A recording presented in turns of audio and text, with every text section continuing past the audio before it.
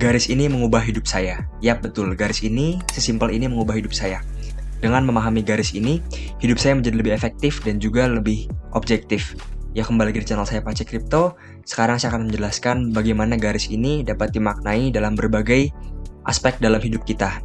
Jadi saya menemukan garis ini ketika saya belajar trading dan akhirnya saya mengetahui bahwa garis ini ternyata memiliki banyak sekali manfaat jikalau kita tahu apa maknanya.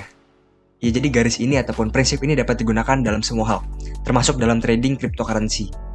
Ya, jadi sebetulnya apakah garis ini? Jadi garis ini saya maknai sebagai sudut pandang dalam berbagai masalah ataupun berbagai kasus dalam hidup kita ya. Jadi menurut saya cara pandang itu sangat penting sekali untuk kita menghadapi suatu masalah. Bagaimana kita bertindak dan bagaimana kita tahu kondisi kita yang sebetulnya yang lebih objektif. Ya, jadi pada kali ini saya akan menunjukkan beberapa data yang menunjukkan kemiripan dengan garis yang saya gambar tadi ataupun garis yang ada di thumbnail video ini yang ternyata membawa kita menuju cuan ataupun menuju hidup yang lebih efektif ya. Jadi di sini sekarang kita melihat data dari Gartner di mana ini merupakan tren teknologi yang diproyeksikan akan melejit untuk beberapa tahun ke depan, mulai dari 2 tahun, 5 tahun hingga 10 tahun ya. Dan Gartner ataupun pembuat dari chart ini tidak menggambarkan grafiknya secara linear ataupun langsung naik ke atas, tetapi dia membuatnya melengkung seperti ini ya. Seperti pada thumbnail pada video ini. Karena memang nyatanya hampir semua hal dalam hidup memiliki grafik seperti ini ya kawan-kawan. Jadi ada beberapa bagian yang akan kita pelajari nanti. Nah, berkaitan dengan grafik ini, grafiknya juga cukup menarik karena berkaitan juga dengan cryptocurrency. Jikalau kita ingin cuan, kalian dapat memakai grafik ini juga ya. Karena berbagai use case dari blockchain biasa berbarengan dengan yang namanya tren teknologi. Jadi jikalau tren teknologi sekarang sedang cloud ataupun sedang NFT, nah biasa blockchain ini akan mengikuti tren tersebut. Ya, jadi sebetulnya apa garis ini? Jadi garis ini menunjukkan di mana posisi kita sekarang dan bagaimana kita harus bertindak ya.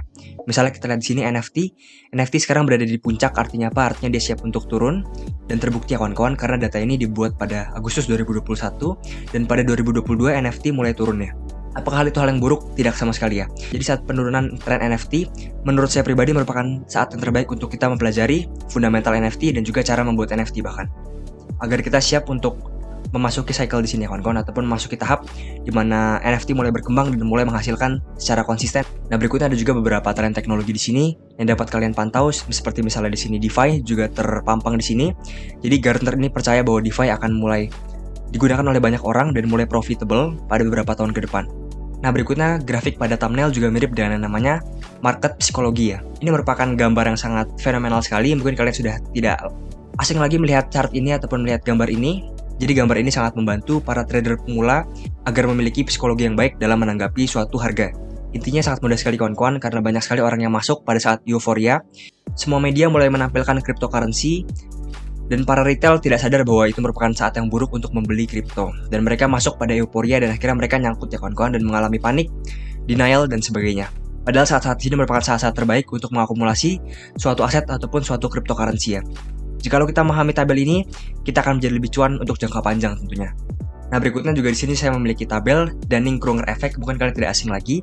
Jadi untuk Dunning-Kruger Effect merupakan suatu bias ataupun suatu kesalahan cara berpikir. Dalam hal Dunning-Kruger Effect ini terkhususkan kepada yang namanya kepintaran kita ataupun pengetahuan kita ataupun ego kita dalam bersikap menanggapi kecerdasan kita. Jadi ini merupakan chart yang sangat penting sekali bagi saya sebagai manusia agar lebih rendah hati dan juga lebih efektif dalam menjalani hidup. Ketika saya belajar sesuatu, saya memiliki keinginan yang tinggi sekali pada awal, saya menggebu-gebu pada awalnya, dan akhirnya saya mengalami yang namanya bosan ataupun saya mengalami putus asa ya kawan-kawan. Tetapi apakah kita harus berhenti atau tidak? Tentunya tidak, karena itu merupakan hal yang wajar. Sesuai pada grafik pada gambar di thumbnail, memang semua hal berjalan seperti gambar seperti itu ya. Jadi ada yang namanya euforia, berikutnya ada yang namanya kita bosan ataupun kita putus asa, baru akhirnya kita dapat master dalam suatu hal.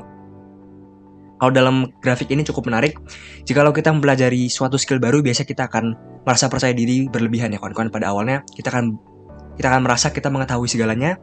Nah, berikutnya kita mulai mempertanyakan apakah sebetulnya kita ini paham atau tidak. Kita mulai mempertanyakan banyak hal yang sangat sulit sekali dijawab mungkin, sebelum akhirnya kita master ataupun menguasai suatu hal.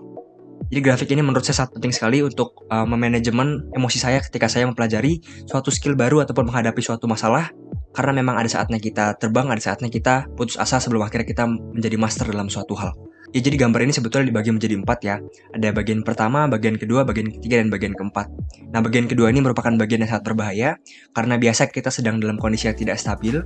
Kalau dalam market kita biasa akan membeli banyak koin pada saat tahap kedua. Jikalau kita mempelajari suatu hal, biasanya kita akan menggebu-gebu, kita akan mulai menyombongkan skill kita padahal kita tidak memiliki apa-apa ya. Dan tahap ketiga menurut saya merupakan tahap terpenting ataupun tahap yang sangat dijadikan potensi ya. Nah, sekarang menurut saya ada beberapa tren yang memasuki tahap ketiga ini. Salah satunya adalah NFT ya. Jadi jikalau sekarang orang sudah mulai pesimis terhadap NFT, kalau saya malah optimis ya. Dan sekarang banyak orang yang sudah mulai pesimis terhadap blockchain, saya malah optimis karena sekarang menurut saya kita berada di tahap ketiga. Jadi tahap ketiga ini merupakan tahap yang baik untuk kita mempelajari suatu hal, tahap yang baik untuk kita mulai mengadopsi suatu hal pada bisnis kita nantinya, sebelum akhirnya dia memasuki tahap keempat ya kawan-kawan. Karena tahap keempat ini merupakan pertumbuhan yang stabil, pertumbuhan yang wajar, dan pertumbuhan yang semestinya. Nah, jadi apa manfaat versi saya untuk kita memahami garis tersebut? Yang pertama adalah saya menjadi lebih objektif, saya tidak FOMO dan saya tidak fear pada suatu cryptocurrency ataupun suatu trading. Ini sangat membantu saya agar saya tidak stres dalam trading cryptocurrency ya, karena harganya sangat volatil sekali.